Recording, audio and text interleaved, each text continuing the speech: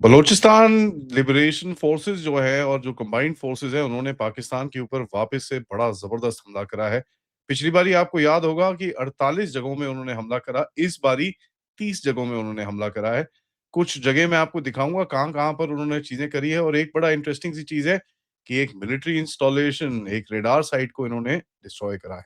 नमस्कार, जय हिंद, जय Bharat and welcome to def talks. This is Adi Achin. Bloch की तरफ से बड़ी ज़बरदस्त सी खबरें आ रही हैं कि उन्होंने पाकिस्तानियों को काफ़ी मुँहतोड़ जवाब दिया है और मुँहतोड़ एक्शन करा है। सबसे पहले मैं आपको दिखाना चाहूँगा कि एक रडार स्टेशन है बलूचिस्तान में जहाँ पर उस इन्होंने उसको पूरी तरह से तहस-नहस कर दिया। Let me just show you that radar station पहले तो। Uh, here is the radar station. ये बेसिकली अगर आप देखेंगे ये रीजन कहाँ पर है, ये आपका ये बेसिकली क्वेटा का रीजन है, ठीक है? क्वेटा के रीजन में अगर ये पिशिन और ये पूरा जो एरिया है मस्तंग क्वेटा के बीच में अगर आप देखेंगे ये जो रोड आती है उसके अंदर एक ये रेडार साइट है।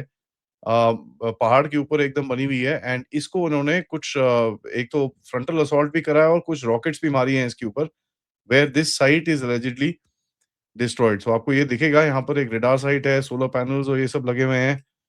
यहाँ पर एक कम्युनिकेशन का टावर है एंड ऑफ कोर्स इसका command and control centre with the main ये जो कम्युनिकेशन टावर है इस ये भी यहाँ पर ही उपस्थित है और इसमें यहाँ पर इन लोगों ने इस साइट पे और इस साइट के ऊपर दोनों पे हमला काफ़ी ज़बरदस्त करा है।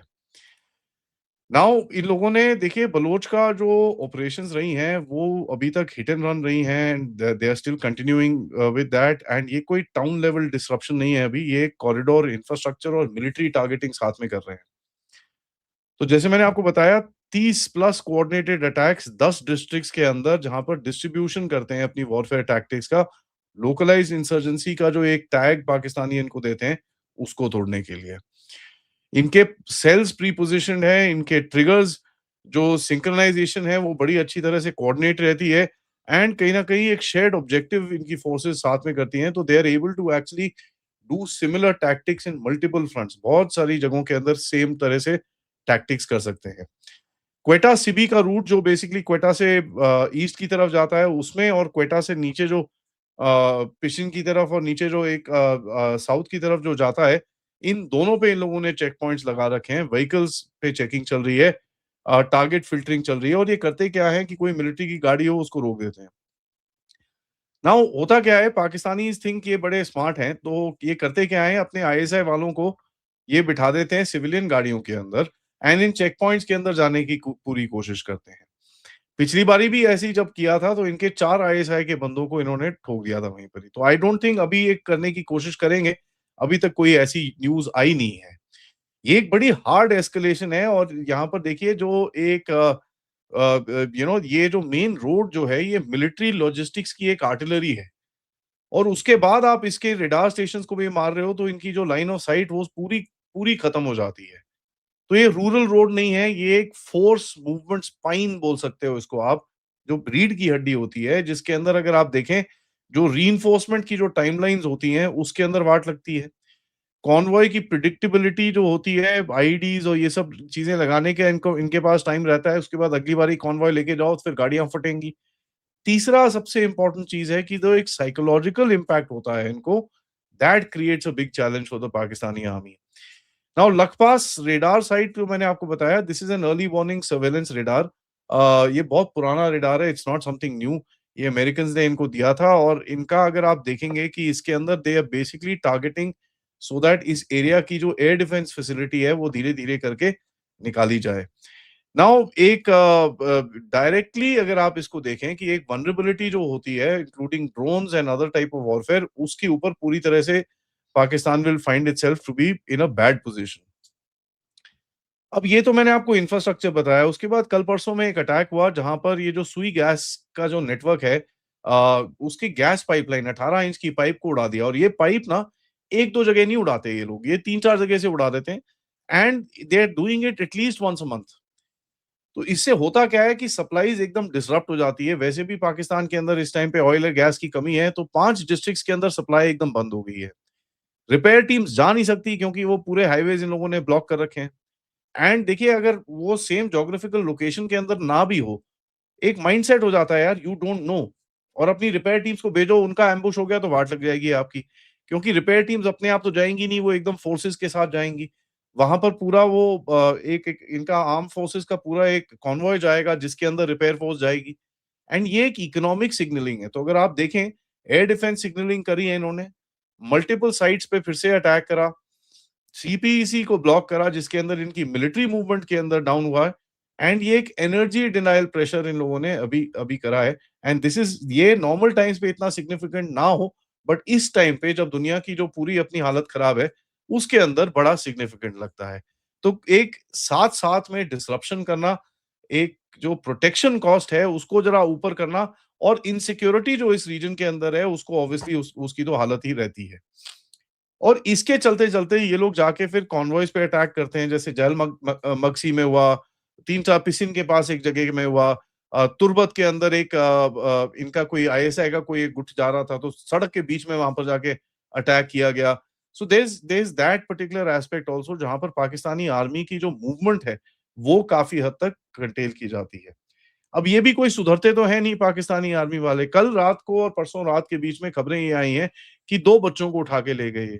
अब आपने देखा ही होगा कि ये किस तरह से इनका इनका एक एसओपी अब मूवीज़ के अंदर भी दिखाना शुरू हो गए हैं, बट इनकी एक एसओपी है कि जभी भी किसी को कुछ करना होता है, ये जाके किसी 3-4 बच्चों को उठाते हैं, उनको गोली-गोली मारते हैं और उनके साथ हथियार-वथियार फेंक देते हैं, देखो जी हमने टेररिस्ट मारे। And this is something that they do as a on a regular basis.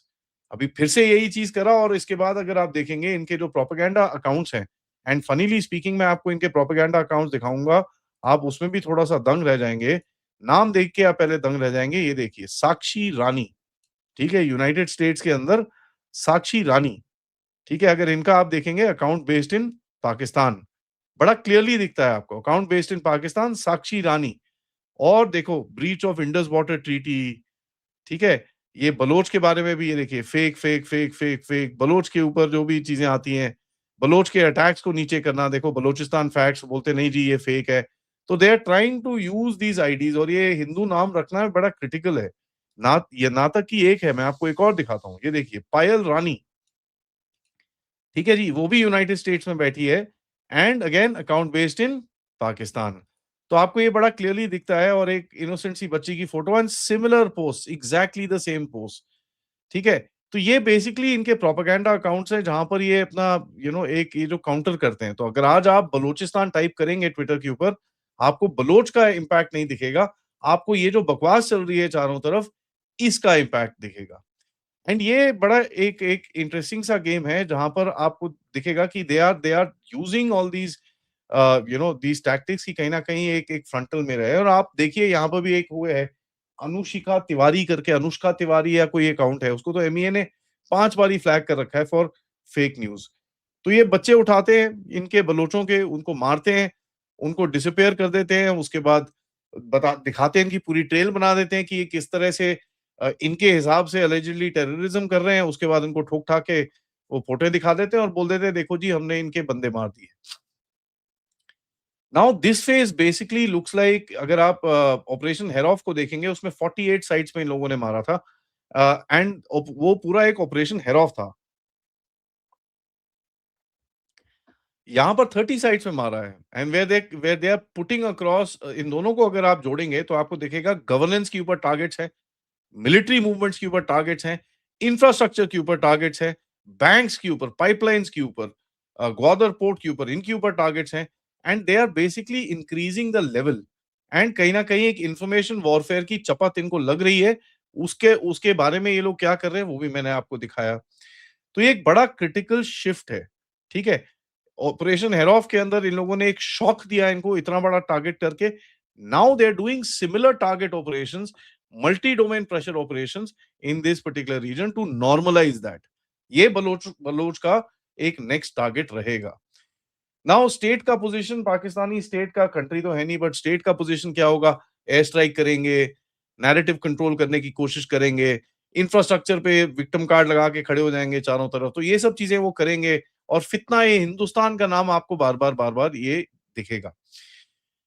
What is changed in last में, अगर मैं बोलूं कि भाई पिछले अटैक्स के अंदर और इस अटैक के अंदर क्या बदला है, बदला ये है कि जो वेरासिटी है इस अटैक्स की, वो ज्यादा हुई है। जिस तरह से ये अटैक्स कर रहे हैं उसके टैक्टिक्स चेंज हुए हैं। ऑपरेशन हेरोफ के अंदर 48 का अगर इन्होंने एक एक अटैक किया था, इस बारी 30 is not a small number. तो ये जान के एक-एक लेवल अप करके दिखा रहे हैं कि साहब you are nothing in front of us. और इस टाइम पे पाकिस्तान इज़ अदरवाइज़ एंगेज्ड, आप सब समझते हैं मैं क्या बोलता हूँ। तो अदरवाइज़ एंगेज्ड होते-होते अब ये बीच में आके फँस जाएगा।